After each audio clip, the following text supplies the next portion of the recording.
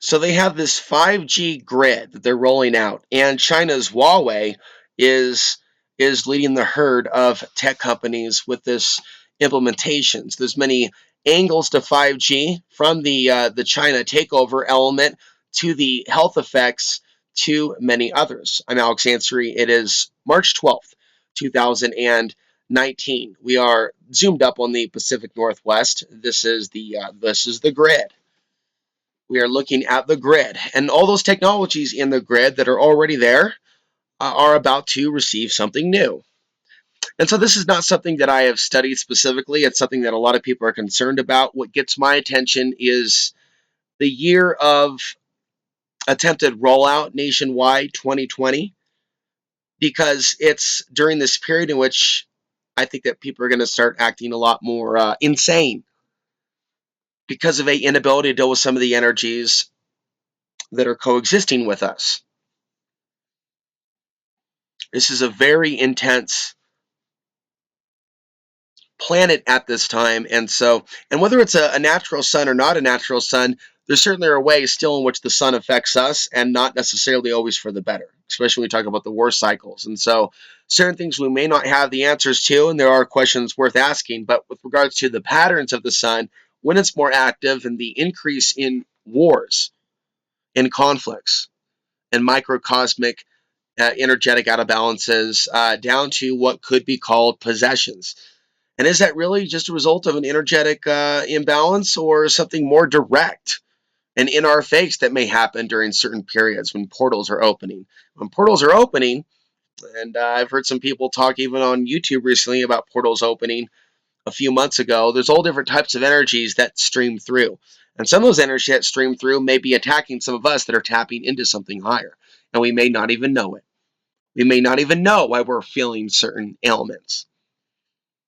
And so sometimes it takes a little bit to heal, because when we put ourselves out there on the radar, it attracts some things that we may not be so sensitive enough to even be aware of, let alone be able to fully defend against. The sapping of energy and the sabotage. And then some of you get it, some of you understand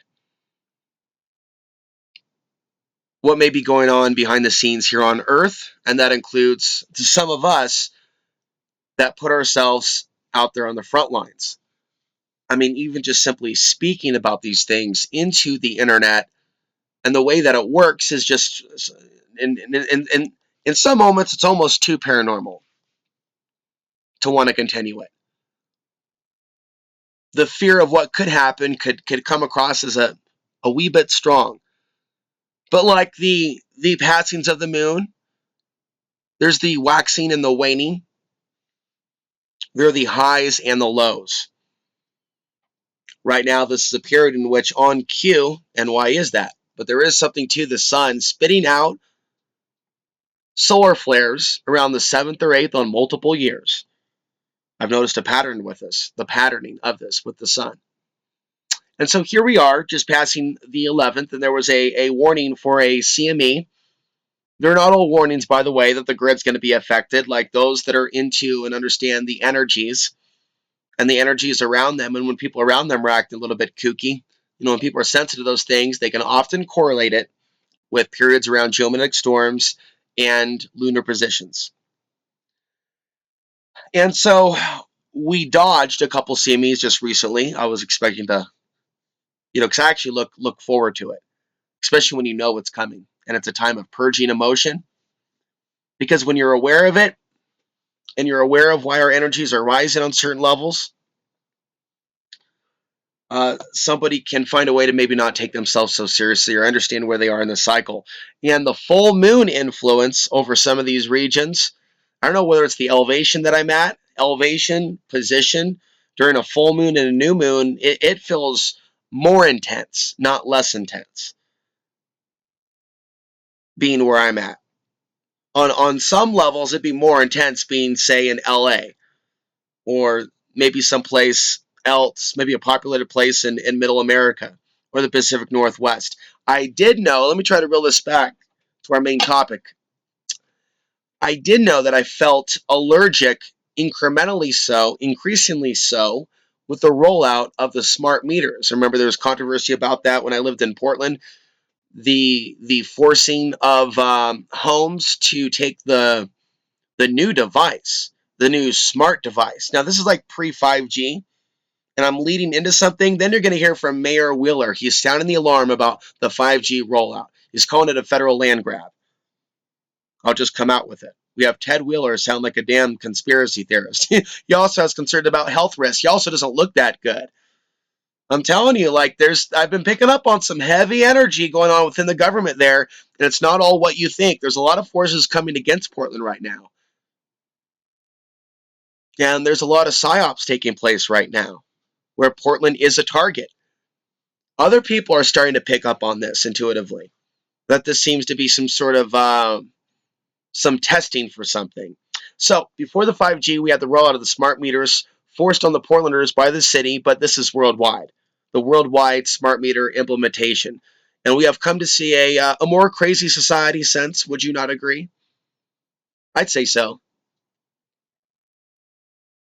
And so when I think about 5G being rolled out, and then I want to get to this clip, we're just going to be playing audio today. It's easier on me, and it's easier production. Short, sweet, to the point. I want to again thank those of you that have donated, and all of you are outside of the borders of Colorado. Others have donated within Colorado in the past. I want to thank them. Not very many, very, very few. But it doesn't go unnoticed when a number of people help at the same time. There's something very healing about that. And this particular round was something that, and of course, in time with spring and coming out of winter, I feel my energy is changing. And I want things to be far more productive this year. I'm not just talking about the YouTube channel. I'm talking about, my own ability to feel happiness, to feel certain things in a world where there's so much darkness, in a world where there's so much to fear. I've always wanted to rise above the fear and be basically in my full power, limitless. I don't want to have this nostalgic looking back at my past like those were the golden years when those should be now. The very fact that I'm going to become 40 and 360 some odd days or 350 some odd days now that I'm now 39. And there's a lot of really awkward, darker energies that I feel like I've had to contend with in the unseen realms, crossing from last fall into this year. But a lot of different highs and lows since I've been off the grid and having to deal with certain things physically, energetically alone. Although in spirit, I know that you're there, and some people let me know that they're there, and that's good. And this is a critical time for me to move forward and not get pulled over by the undertows of the lower energies that would love for some of us to just not be speaking anything to anyone.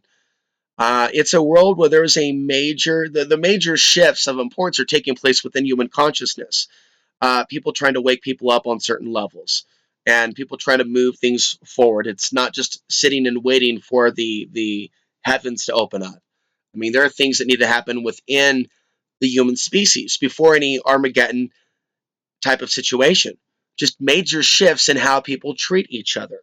And there's going to be ways in which some people are going to be flipping on consciously, maybe in the next couple of years, or maybe they've been in a slumber. And I see these things as cyclical, and we need to ride the wave and pay attention when there are moments in which there's a wake up all at once to something within a group of people.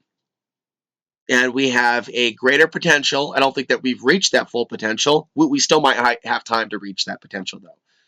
Because it's like with the internet, it's like, okay, the comparison is like with fast food or food. You don't just eat everything in the supermarket. You don't just do everything that there is to do on the internet. That includes all the social media websites. Or you want to be maybe very selective with how often you get on. Some of you ladies and men out there that don't have platforms you put out your own content, it may be easier for you to not get addicted to social media. And then again, you may be still on another level. I can tell you for somebody like me who puts out content, and I started using Facebook in 2007, there was a reason why I saw that as necessary to get away from. It dilutes in some way, as well as other forms of the technology, the experience. And for someone as sensitive as I am, people like me, again, trying to steer this back to the main topic, but it's all related. We're incrementally sensitive to energy, so we can feel allergic to the grid. Now, that can be viewed as textbook insanity by the average person that hears that. And so people that aren't even medical professionals, just people talking down to me, have always called me crazy, especially Portlanders. Portlanders were big at calling me crazy. And there may be people that were cool in Portland and are cool, but I was never in, just like now, sometimes we're not really in the best position to be interacting with those people. And so we did what we could with what we had to work with. And I can go even deeper into my experiences in Portland, and I think I would like to, because where there's a high, there's a low. And there is a reason why some people are drawn to move up there, with the sense that they're there to heal themselves or heal the land. One person that I met that traveled up there from San Diego, and that was in 2014, I I thought that was kind of an absurd statement to be drawn up there to heal the land, being that the land is so systemically sick. And I was more or less suspicious that she had been duped because she described an OBE experience in which she was shown a vision, Portland. She was meant to go up there. I don't know what the rest of her experience was, but my assumption was at that time, and I had been getting more vocal. I had been more vocal on my channel about discussing the archons and the unseen realms and their sabotage over relationships. They like to dupe us by our senses into all types of craziness. So I was already on like the bandwagon of reading Eve Lorgan's The Love Bite.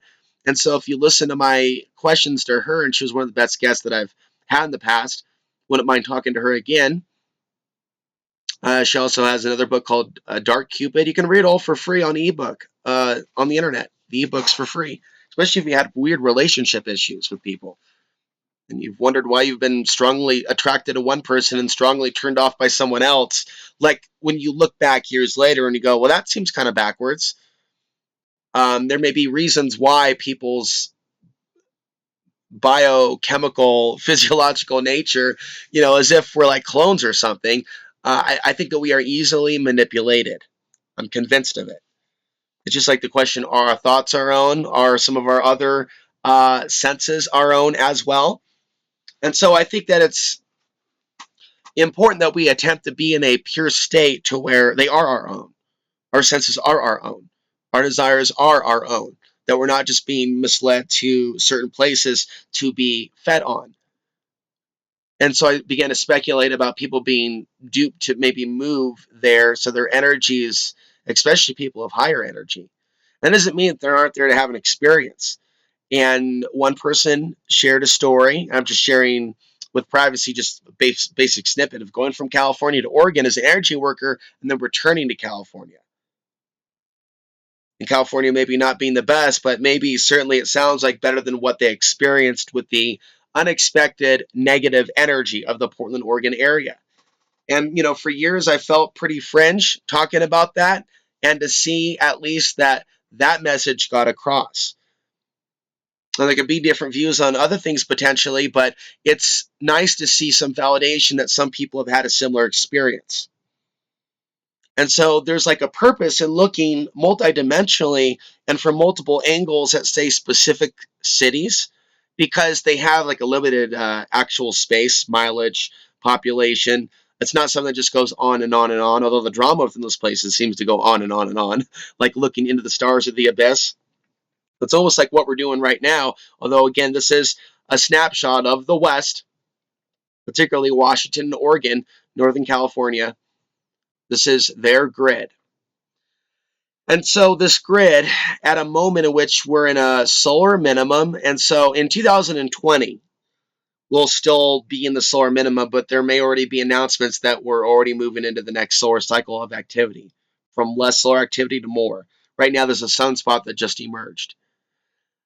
There's something about this electromagnetic energy, whatever it is, there's the natural and unnatural forms. And when you have too much of it bombarding the same people at the same time, there can be potential for a number of things, and I'm not discounting the potential for possession.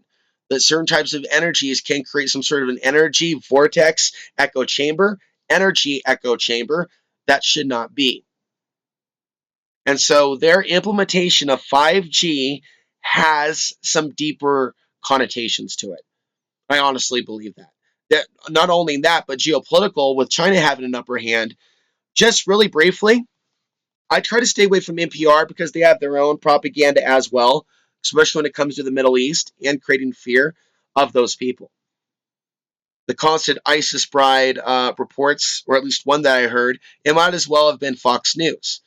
And so there's ways in which NPR is not really a peace-loving beatnik talk station, although to certain people that claim to be anti-war and establishment, it seems to market itself to them, NPR.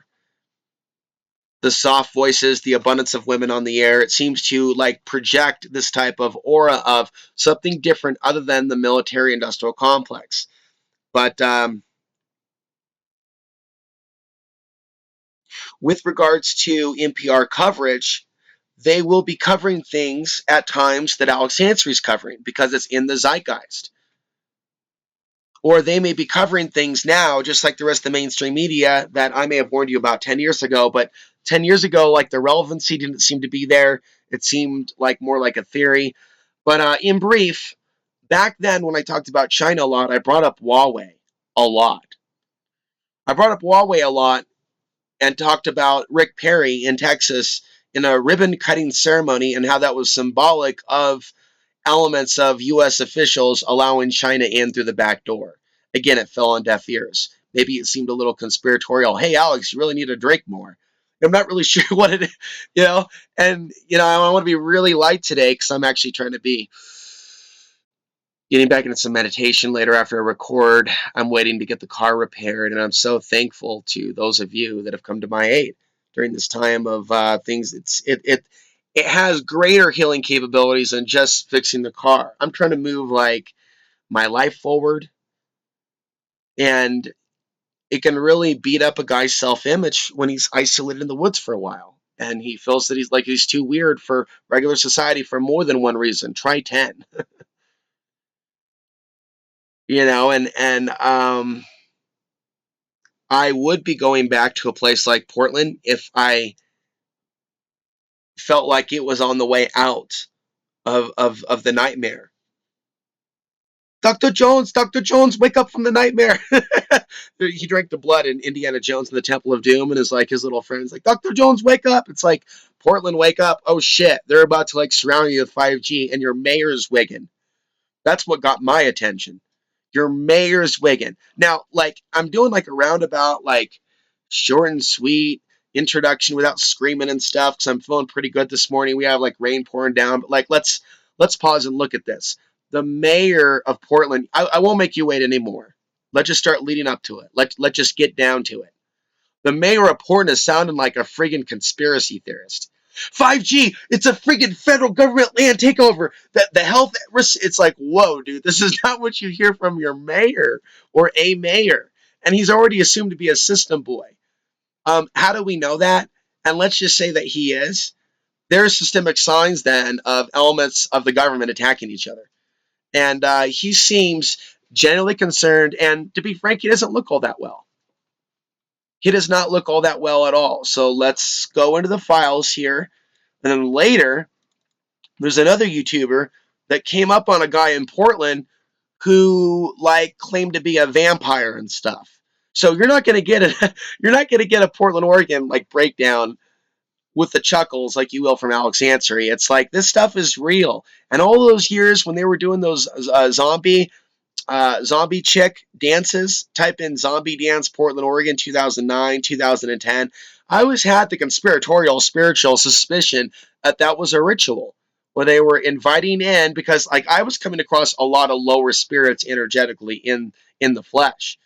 I was seeing kind of like almost like a demon veneration, a skull and bones worship, and it was indicative within the pop culture, and it may have been maybe seen throughout the pop culture of the United States, but there was also kind of that dark undertone to Portland.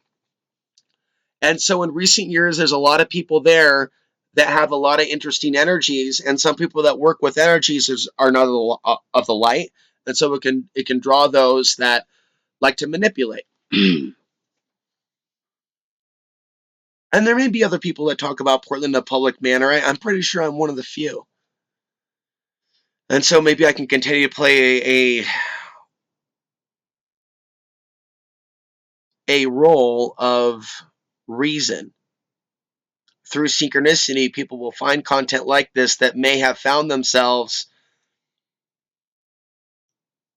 in places, whether it be Portland or somewhere else, and they're waking up to the reality of how things are. And like I am here in Colorado, there's a reason why we are drawn to live in certain places. It may be to become stronger, not simply being duped to live somewhere, but becoming stronger, like a shaman, and going into certain areas or places to where there's a density of a certain type of darkness because we had to have a certain level of training.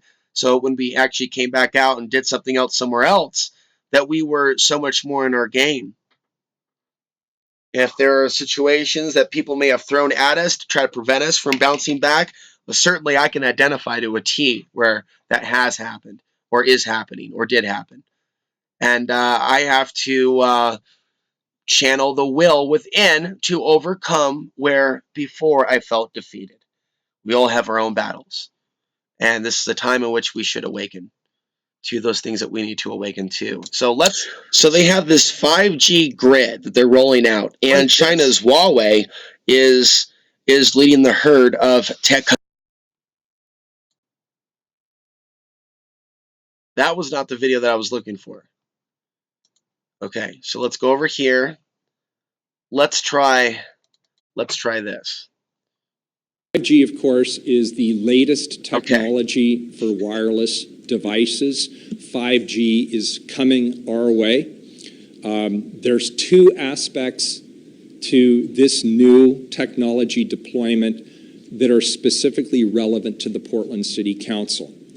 First of all, in order for 5G to work, the way it's different than other previous technologies is this is what's called small cell technology. So you're going to see lots and lots of these wireless components throughout the community. The federal government has made something of a land grab against local infrastructure, like telephone poles, where these wireless nodes would be connected. The federal government, through the FCC, has tried to pass an administrative rule that would take our cities and every other cities around the country's ability to regulate that public infrastructure away from us and give that authority to the federal government. It would also take away our ability to charge fees to recover the cost of allowing private sector wireless providers access to our city's infrastructure which, by the way, for which our local taxpayers have paid literally billions of dollars over the decade, and for which we have paid many hundreds of millions more to maintain. The federal government is trying to take control, and we at City Hall take a dim view to that. And other city councils all around the country share our concern about that effective land grab. The second component to this also important, is for 5G to roll out and be successful in this environment, the public has to have confidence that this technology is in the best interest of the public. And one snag in building public trust for the rollout of 5G is increasing concerns about the potential health risks of this new generation of wireless technology. There were some 128, I might be, give or take, but 120 something prominent scientists from 36 different countries that asked the European Union to delay the implementation of 5G because of what they believe are significant long-term health impacts of 5G wireless technology. What we're asking for, and this is the second component in addition to fighting the land grab from the federal government, is we are asking the federal government, please engage and use your public health resources to study the long-term health impacts or potential health impacts of 5G. And it may well be that there are no long-term health impacts to rolling out 5G. But until the public has some degree of confidence that the science supports the rollout of this technology, there's always going to be that question circulating about whether or not this is healthy or not for the public. And so my attitude is, since we're rolling out the 5G technologies nationally, let's study the health impacts. I don't think that's an unreasonable ask, and that's what our resolution asks the federal government to do. Touching on that, I understand the health impacts. I'm just curious if you can go back to the land grab part. Sure. Is that something that you can even do anything about? Being claimed. We don't control the entire dialogue. We don't control the narrative. And so our best strategy right now is to get the FCC to change its administrative rule making or change the way that they are able to implement administrative rulemaking. And right now this is in the court system. The city of Portland has actually been a leader in this litigation. I've had the opportunity at the U.S. Conference of Mayors to speak to many other mayors who are concerned about this issue. Okay, so that is the current mayor of Portland, sounding like a conspiracy theorist, but I don't say that in a bad way, sounding the alarm about 5G and what he calls a federal government land takeover. So this is like relating to the utilities, and he specifies later, not like a full-on like they're going to pay zero, but more like pretty close to zero, like not very much. So they're basically going to pay for the infrastructure on pennies on the dollar. So it amounts to a land takeover from this forced infrastructure rollout. So even before 5G, even without it, Portland's always been like a paranormal town. It draws extreme people from the high to the low. So you have a criminal underworld element as well as a very strong number of energy workers, people that deal with metaphysics, healing along those lines. I remember in Portland there'd be a magazine full of some of the different people that were there. And so people are obviously drawn there. They're in that line of work to maybe get some advanced teaching. And then there's some people that maybe they've been in Portland too long. And because they've been in Portland too long, or they've attempted to attach, hey, that almost looks like Incan or like an Aztec face in the upper left-hand side of the screen. The grid. The grid manifesting an Incan face from a long time ago. But seriously, yeah, you know how I like to look at images and whatnot. Look way too deep. And Alex, you're looking way too deep into that. Yes, I am. Yes, I am. Look at that. Near, near, near. So as we continue in our discussion here, um, so basically, if somebody is in the same environment forever, wherever it is, then they're unable to see the contrast between normal and abnormal behavior. Well, the abnormal behavior can all of a sudden be normal. And anyone that's being critical of that abnormal behavior is all of a sudden a hater. And so it's like um, that's what I came up against there. And it is so yeah.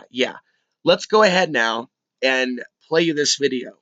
And so this YouTuber is going down the street, and then there's this guy without shoes, right? We're just going to play the audio.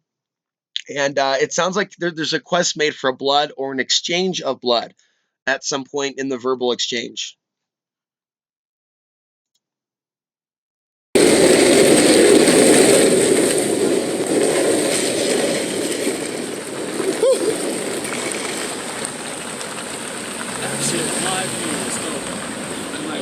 Gang shit, gang shit. Hey, you got no shoes on, my nigga.